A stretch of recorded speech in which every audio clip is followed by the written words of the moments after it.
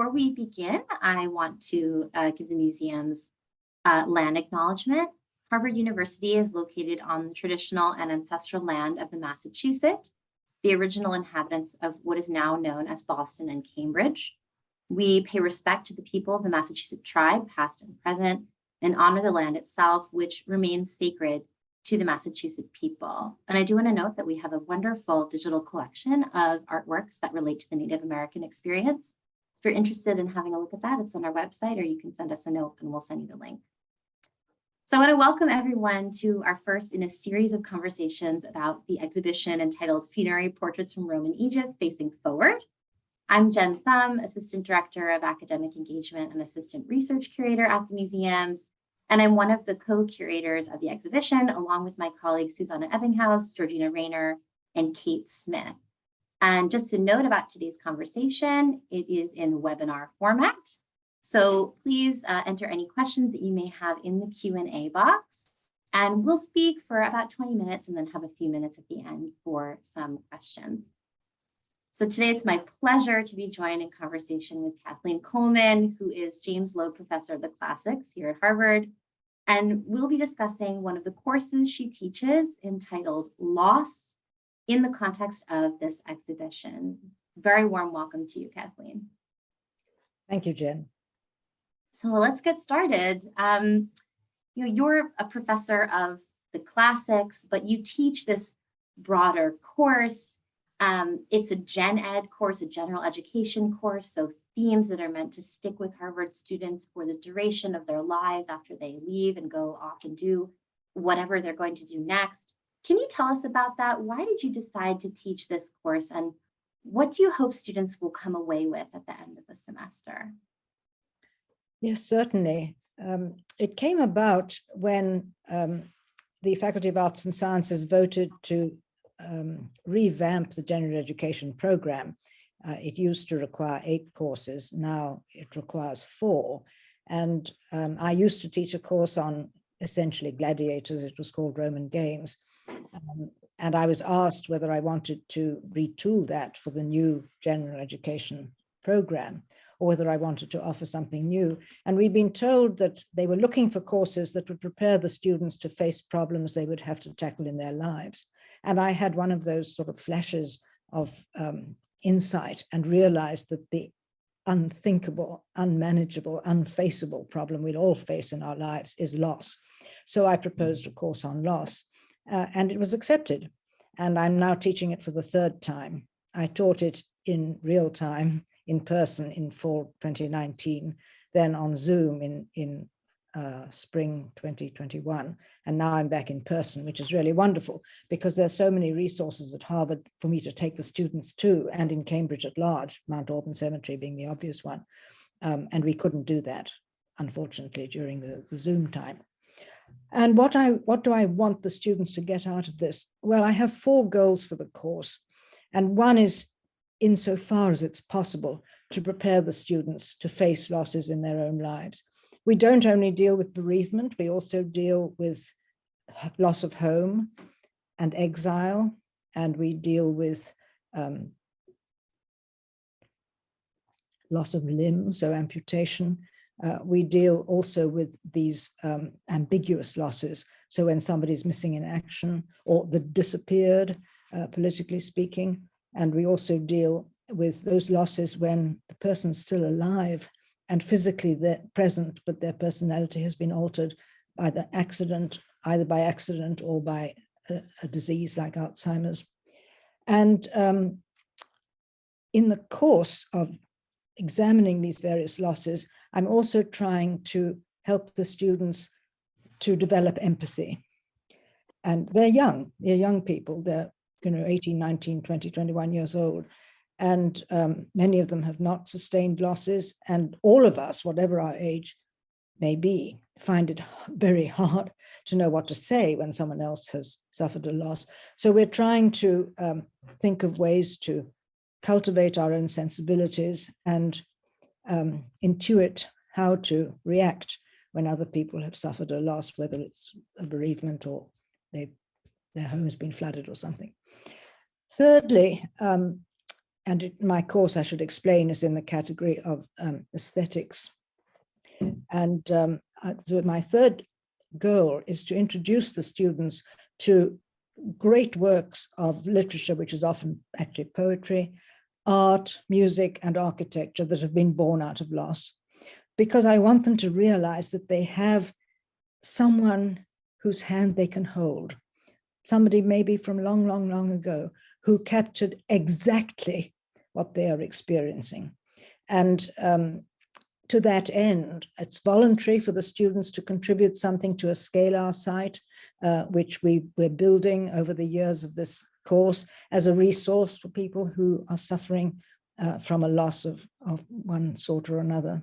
And my final goal is just very straightforward, and it's carpe diem. I want them to understand that what you love, it can be snatched away so quickly and suddenly. And we waste so much of our lives on our sort of petty grievances. Right. But, you know, it's not worth the risk. Cling to what you love and prepare yourself for how to harvest that emotion and that relationship after it's been physically severed. But a relationship cannot be taken away. We read a lot of op-ed columns and things like that. And there was a wonderful piece we read this week where a woman had a stillbirth just a few weeks before the baby was due. And her mother wrote to her and said, remember that death is the loss of a life, but not the loss of a relationship. You'll always be your baby's mother. That was enormously moving, and we discussed it a bit in class. I try and teach interactively, even though the class has over 100 students, without making it sort of too cumbersome, because I want them to realize that they build this class, not just me. Right. And so their reactions are really important. Right. And speaking of the reactions, I do just want to quickly show an image of, we have this is in our study gallery before the pandemic, one of the cases of objects that you curated with my colleague Laura Muir for this course. And this is what that gallery looks like now. It's got a mix of classical objects and other objects that speak to loss in various ways. And you've touched on this a little bit, but if you could just say briefly a little bit about what students do in the museum, why is it important to you to incorporate the museums into your course? The museums are absolutely intrinsic to all the teaching that I do, whether it's in the classics department or in the general education program or in Humanities 10. The museums are the most astonishing resource of objects and knowledge among the curators. And it's one of the most wonderful things about teaching at Harvard is that we have this museum to use. And I think that you cannot take it for granted that people know how to look at things in a museum. You can't take it for granted that people know how to read a poem, for that matter.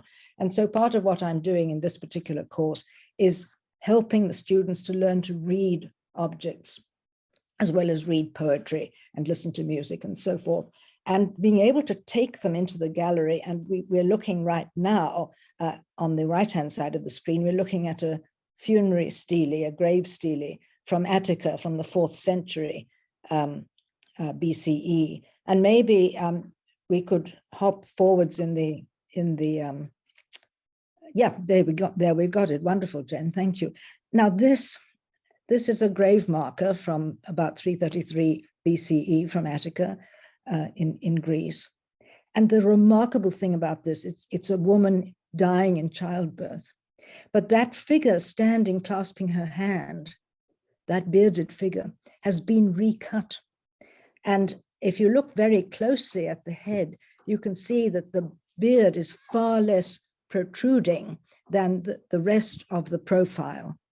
And that is because it was a female figure. It was a nurse, a standard figure in these sort of kind of what you might call hospital scenes. And it's been recut to be presumably the husband. And so I think that raises such interesting questions. I mean, first of all, I've got to get the students to describe what they can see. And many of them will not have noticed that this is a male figure, but eventually they will notice it. And then we will talk about what it means to reuse somebody else's grave monument.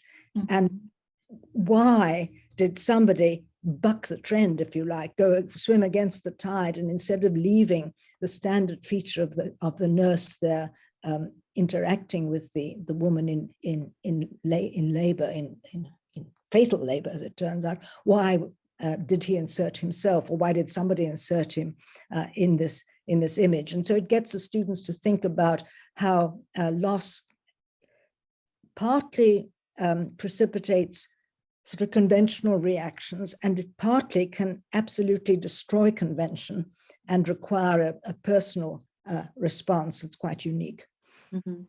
I want to bring up, just because you've used this object in particular, something that really struck me. You mentioned empathy earlier. I'm not sure if you know this, but we teach a program for radiology residents at Brigham and Women's Hospital at the museums, and we use this very same object to talk about empathy.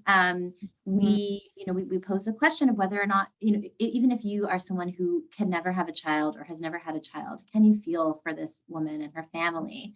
And does the fact that there's a fragmentary inscription which just says that she's a daughter, but not who she is, does knowing that she's a daughter increase your empathy? Does it tell you something? And this relates to, how doctors and their patients have this relationship where if a radiologist knows a little bit more about the personal individual life of their patient, they become more than just an image. Right. And because it says that she's a daughter and we don't have the rest of her name, are we wrong to assume that the male figure is her husband? Could the male figure be her father? Right. So all sorts of questions start to develop. And yes, absolutely, the empathy. And I like particularly the raised left hand, which looks so stylized. It looks like one of those gestures that sort of has a repertoire of fixed meaning. But I want the students to realize, and this relates obviously to all issues of ritual, that these stylized gestures and stylized scenes are a human way of responding to loss, and they become sort of cliches because they're so effective. That's why a cliche is a cliche, because people have found it useful. And so seeing that hand raised there represents a gesture that we can't fully unpack, but it conveys something of the pathos of the moment. And I want to change tack a little bit now to talk more about the Funerary Portraits exhibition and your take on loss in this context, and just to show everyone what the gallery looks like now. This is in our university research gallery. This is actually just 2 galleries over from where you have your installation right now for the loss class. So you can see a variety of, so we have, for example, the wooden panel portraits, funerary shroud, and then the sculptural plaster portraits as well in this space. Many people are familiar with some type of Egyptian funerary material because it's most of what survives and what makes it into museums. My sense is that people aren't usually thinking about loss when they encounter those objects, though, but more about curiosity and fascination and maybe history. So how do you think we might encourage visitors to think about some of the themes of your course when they encounter funerary objects, Egyptian or otherwise, in a museum?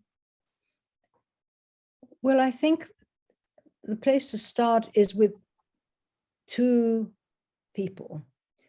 The funerary object was made for somebody or to commemorate somebody who's died, but it was made by somebody who's alive or commissioned by somebody who's alive. And then the actual maker would be a third party in most cases.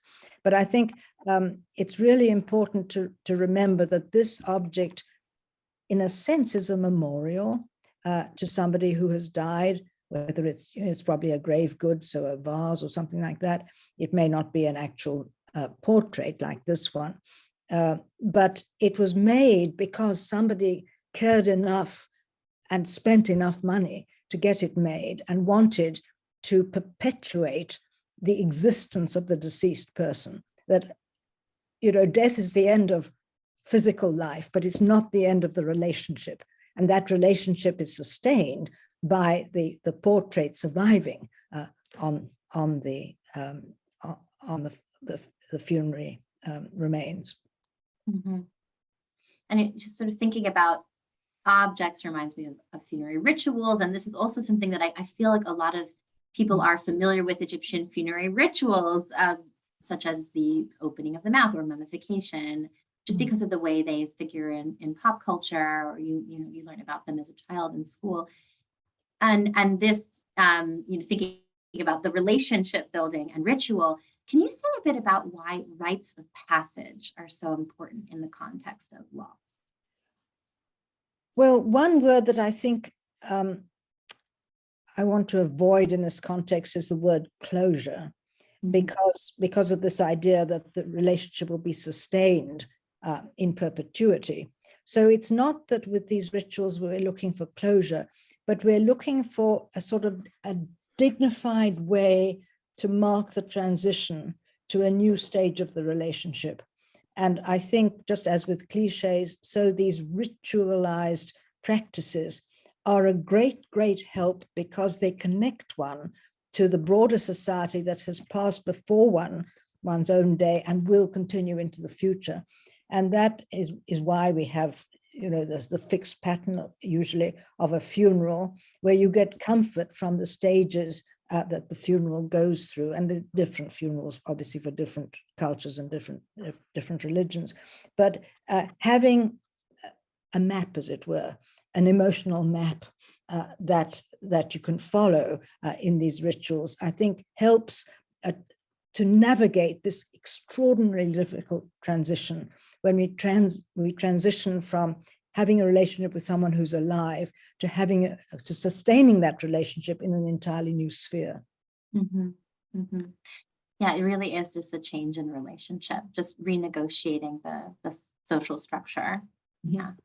And this, makes me think a little bit about our relationship, the visitor and the museum's relationship to objects like this portrait.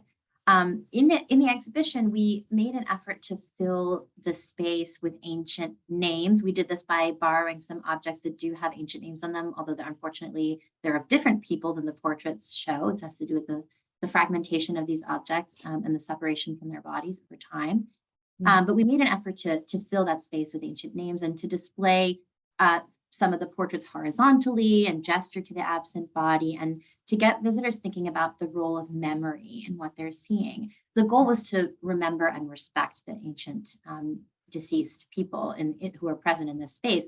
But do you think that we can remember and even mourn these losses effectively in our own time, even though most of the portrait subjects are anonymous to us and we didn't know them personally? Can we have that relationship? Well, remember is a difficult word, because normally when we say remember, we mean someone we knew, or something we knew and forgotten, and now we remember it. And so it's hard to remember somebody you've never known, but to cultivate the memory of someone you've never known, I think, is perfectly possible. And this gorgeous portrait we're looking at right now on the screen, it's just so individualized. And if you walked out of Harvard Yard and you met this person on the street, you would instantly recognize them. And with that frontal gaze, the title of the exhibition, Facing Forward, you really feel a connection with that person. She's looking right at us, and she's wearing those beautiful earrings. I loved the way the exhibition explains how the little red jewel in the center of each earring was created with those layers of paint.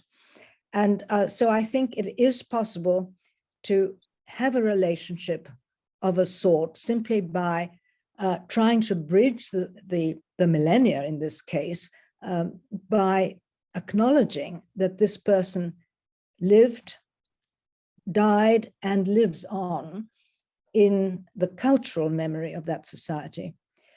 When we're, deracinating these portraits from the place they were meant to reside for the rest of time, obviously that raises difficult issues of interference with the dead and that kind of thing. But one of the things that people who study bereavement and loss are emphasizing a lot these days is making meaning out of loss. And it could be me as a scholar, trying to rationalize the study of these things. But I do feel that in an extraordinary way, the survival of these portraits has made meaning for a society, in our case, on a continent they couldn't even have dreamed of when this person was alive. So that it's not as though the survivors, the direct descendants of this woman, are there to feel a tremendous sort of violation, if you like, of her resting place. Those persons don't exist anymore, but we are the heirs, if you like, to the acknowledgement of her life, and are obliged to respect the knowledge that she is delivering to us about her society across more than in this case, not quite 2,000 years. It is so, and it's going to sound very naive, it is so incredible that we know anything about the lives of the people who lived in Roman Egypt. Mm-hmm. It's stunning. Our curatorial team has thought a lot about that. How do we make meaning from these particular objects without feeling that we're violating the person that they depict? And we found a lot of our meaning in trying to learn as much as we can about them and share that knowledge, just as you say. But necessarily this required us to do scientific analysis on the portraits. And so we have a curator's statement at the beginning of the exhibition, for example, that talks about how we acknowledge that we and museum visitors actively benefit from the dismantling of these objects. But it's a sort of a question of, well, they're here. What can we do to learn as much as we can then from them, to use this as an example of harmful archaeological practices of the past, but also to learn about the artists in the past. So we have this scientific analysis. It's a major part of the exhibition. It's a major part of research on funerary portraits of this type the world over, especially now. We're part of this international research project called Appear that is doing that. What do you feel about the relationship between the modern response to ancient loss and that scientific element? Is this troubling at all, or how does the science jive with memory, with loss? Well, the science makes meaning in its own way, because without these objects, we wouldn't have the scientific exploration. We wouldn't have the material to make these discoveries. And so I think it's obviously different if it's so recent that there are living descendants of these people who would object, and then one would obviously honor their objections. But in the case of material like this, I think so long as one is very respectful of the loss that was entailed in the death of the person, and now in a sense a new loss which is represented by, however fragmentary, the removal of a little grain of sand sized piece of pigment. I was so impressed in the exhibition. Those little pieces of pigment that you see under the microscope are just like a grain of sand in size, but that tells us so much. And one would hope that if the society was still present and intact, it would acknowledge that this is part of the gift of that life so long ago, that it gives us knowledge today. But as I say, it has to be done respectfully. And I think starting from recognizing this was a real person and they died, and that must have caused grief, because otherwise somebody wouldn't have gone to the trouble of making the painting and spending all the money and so on. That's where we have to begin, not by saying, aha, opportunity for scientific discovery, and then wading in. I think, it's a two-step process. Right. That's excellent. I have one final question for you before we see if there are any audience questions. And that's just, what would you encourage people to keep in mind when they look at this exhibition, when they come visit or engage with similar material elsewhere?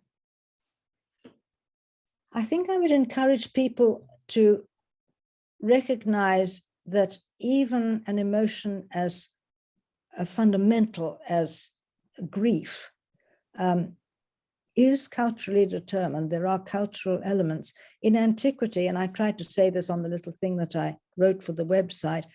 In antiquity, life was much more fragile than it is today. People died much younger, they died more frequently, so to speak. So there was a kind of acceptance about the inevitability of death that we can fight against now, because we have all these amazing hospitals and medical interventions that keep people alive long after they would have been alive in antiquity. I think probably most of us who watching this webinar or participating in this webinar wouldn't actually be around today if we were living 2,000 years ago. We would have died of whatever the doctors saved us from when we were kids.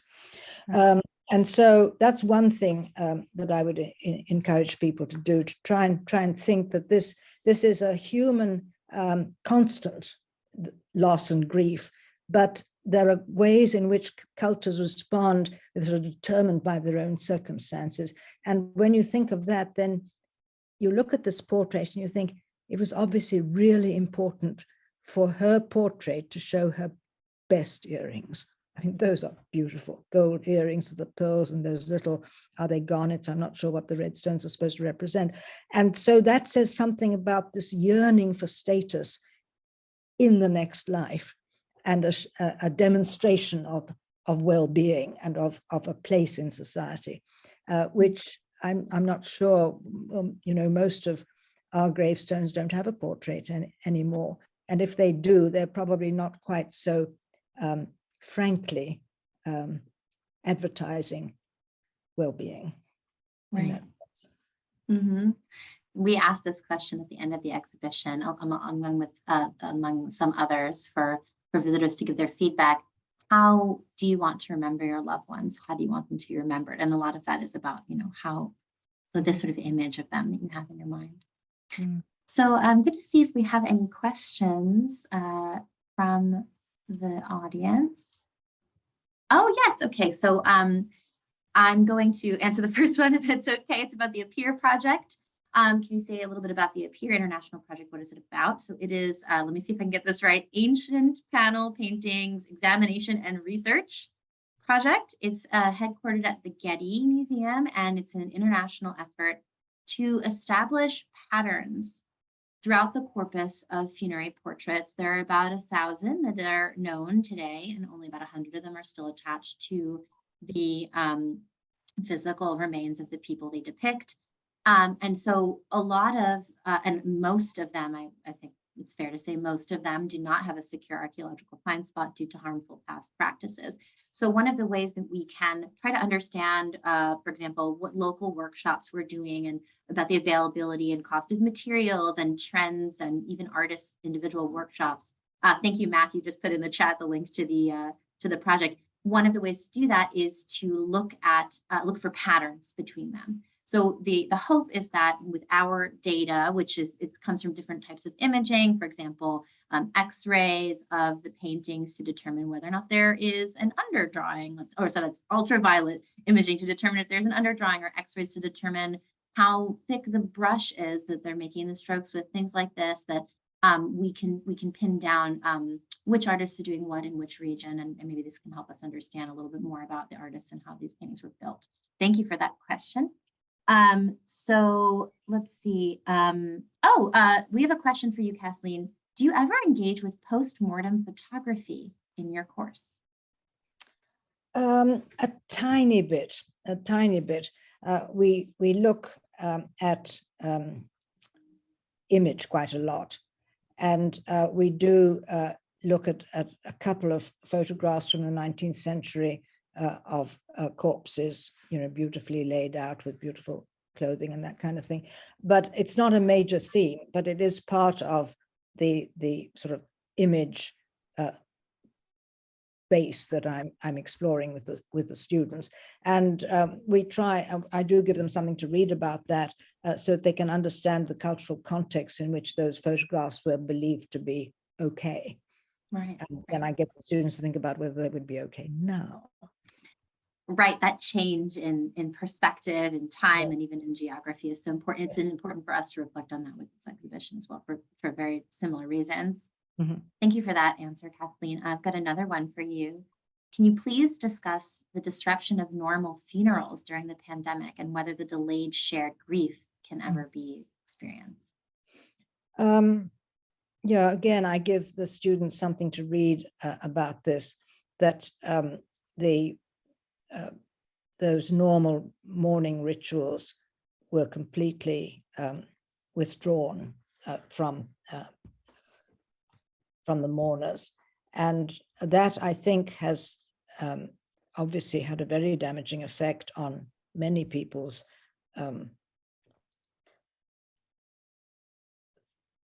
ability not to get over the loss. We never talk about getting over the loss, but to accommodate the loss.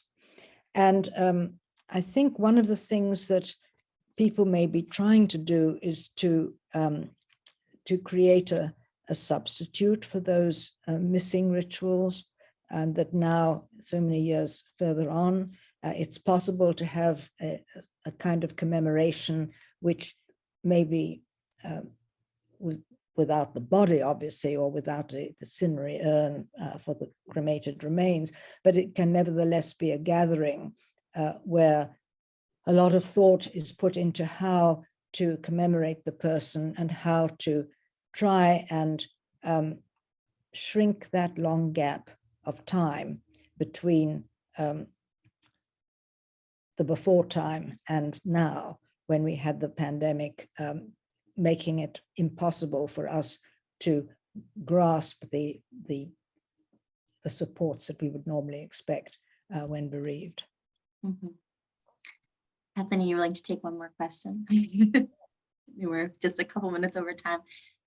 So Anthony is asking, knowing that ancient children, such as a sibling or friend, would see the portraits of their fellow youth who passed, how might a child or a young teen react or process this? And they said, I know this requires you to speculate. Well, again, I think from a very young age, children in antiquity were being acculturated to the idea that life was very fragile and uncertain. And that's why people had so many children, because, you know, they were expected, many of them, not to make it to adulthood. And parents had to have, as it were, an insurance against their old age when they would depend on children to look after them. So that I think that the surviving children would have, in a sense, been maybe less shocked by the death of a sibling and the visible sort of memorial, but nevertheless, obviously, it would have been an emotional loss, depending on the relationship. That's another thing that we look at quite a lot in my course, is that it's not all sweetness and honey when somebody's died. There can be so many regrets and sort of nascent dissatisfactions, and then people fight over funeral rituals, and then they fight over the will, and they fight over everything. So, you know, we try and look also at how loss can actually cause a lot of friction. It's not people all coming together and being helpful. They're often very unhelpful. And so I think that it is speculation, obviously, and I'm trying to think whether we have any evidence for what an ancient, any evidence of an ancient child sort of relating to the death of a sibling. But there is very interesting research that's been done, anthropological research in Brazil in the 1980s, in some of these favelas where there are these massive numbers of children being born to women who are themselves so impoverished that they're undernourished, and that they can't support all the children. Some of them they just allow to die. And I'm assuming that some research has been done on actually interviewing the surviving children about what they thought of the loss of the sibling. But the mourners, I remember this distinctly, the mourners are asked not to grieve for the deceased child, but to admire the beauty of the little child in its coffin. There's an acceptance that this is someone, and I'm going to mispronounce her name because I don't know how it's pronounced, Nancy Shaper Hughes. Her research done in the 1980s was really significant, won a huge award. She's a social anthropologist who's done this work in Brazil, and it's a very important work. And I think is helpful for understanding antiquity too. Right. Kathleen, thank you so much. We do have a few people were asking about reading recommendations. I'm wondering if we're able to, we'll check with this with you, Matthew, if we're able to send out a follow-up email, if you wouldn't mind sending a few reading recommendations for what your students read in your course. And also someone's asking musical pieces, if you don't mind recommending some, but we can follow up with you on that to send them to those who attended. Matthew says, yes, we can do that. Great. Thank you so much again. And I want to just tell everyone here that our next conversation is on October 12th, and it will be about pigment in the Forbes pigment collection that has a very complicated past and relates to the exhibition. You can read more about it online. So visit our calendar listing, and we've got several more of these conversations to come. Thank you so much again, Kathleen. It's been a pleasure. And we look forward to hearing your reading recommendations. Sure. And thank you so much for having me. And can I just say the exhibition is just so beautifully curated, and I hope everybody who's been on this webinar will go and see it. Thank you so much, Kathleen. Bye-bye.